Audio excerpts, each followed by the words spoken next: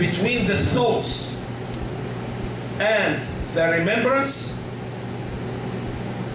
the movement of the tongue.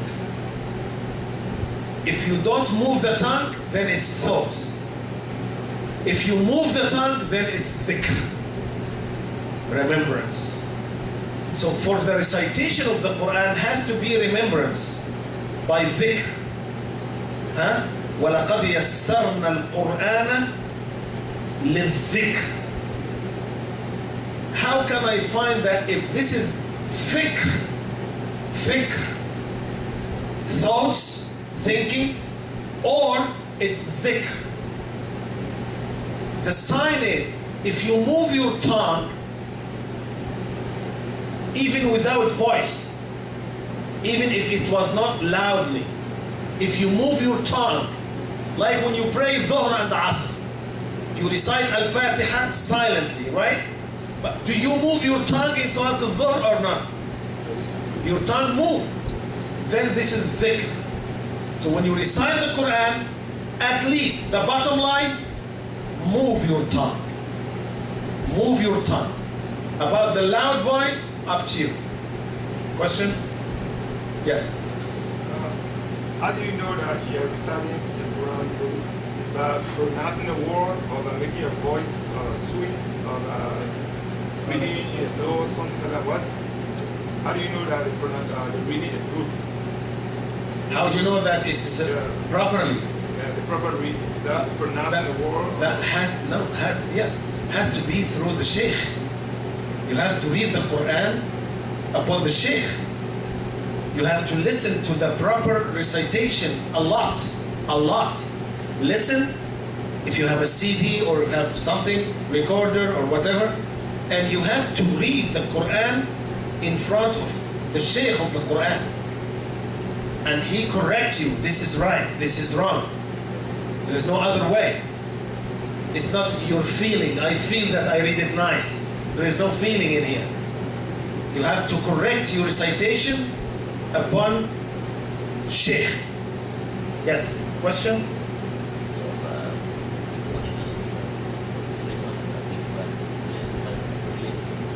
Can you raise your voice a little bit? Yeah, he said, usually when you pray, he shall hear with you.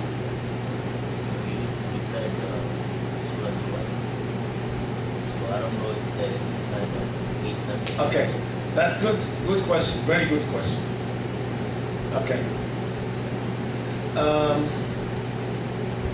It's an Islamic and personal question at the same time. He's asking me, I recognize you in the night time, you prefer always to recite Surah Al-Waqi'ah.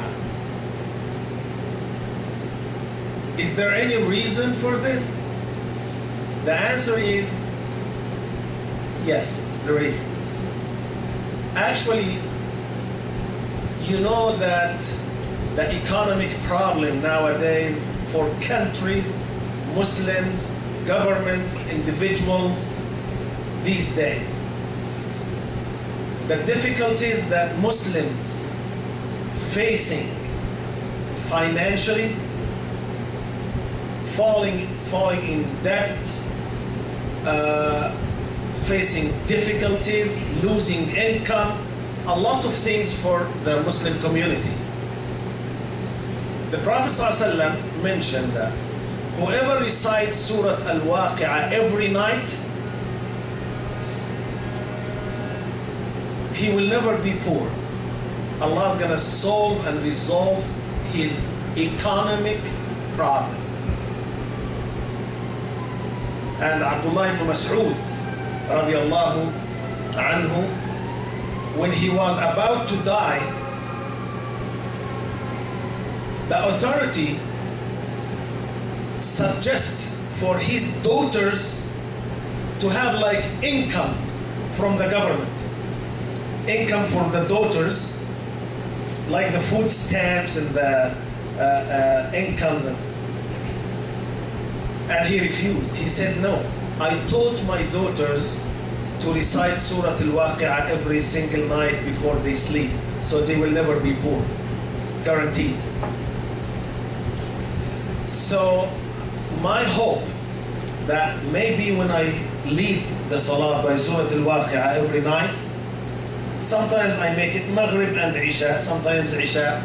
So my hope that Allah accept this from all of us to solve and resolve all of our problems. You happy? Yeah. Yes. الشيخ ذكرت حديث ما اعرفش لو صحيح او ضعيف من استمع الى آية من القرآن الكريم كتبت له حسنة مضاعفة فإذا تلاها كانت له نورا يوم القيامة. أنت سمعت الحديث هذا ولا أنا اللي ذكرته؟ أنا اللي سمعته. ولما جاء سؤال الأسئلة على القرآن والأجر. The hadith that you mentioned now does not sound like the word of the Prophet. You might memorize it, yeah. It doesn't sound like authentic hadith. It doesn't sound like this at all. This is not the words of the Prophet. It's not even proper original Arabic language. So you have to research. Yes? في سنة التهجد هل بالإمكان أن تقرأ وتسمع نفسك؟ Yes, of course. He's asking during the praying at night, the tahajjud, can I raise my voice? The answer is absolutely yes. That's the proper way. That's the proper way. Night prayer, the default in night prayers, not by loud voice. Except if you're a woman and you doubt that might some men, strangers, listen to your voice, then don't. But night prayers, always with the loud voice. Question? That would be enough for tonight, and excuse me for my sickness. اللهم اقسم لنا من خشيتك ما تحول به بيننا وبين معاصيك ومن طاعتك ما تبلغنا به جنتك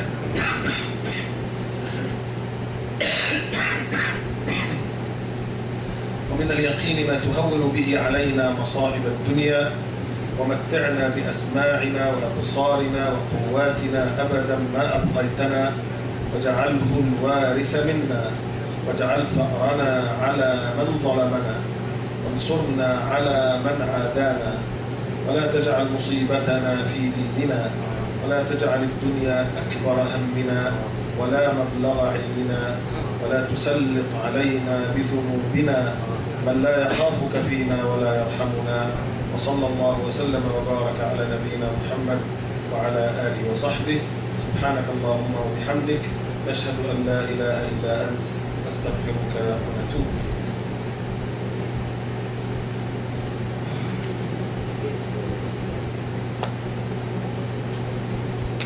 السلام عليكم.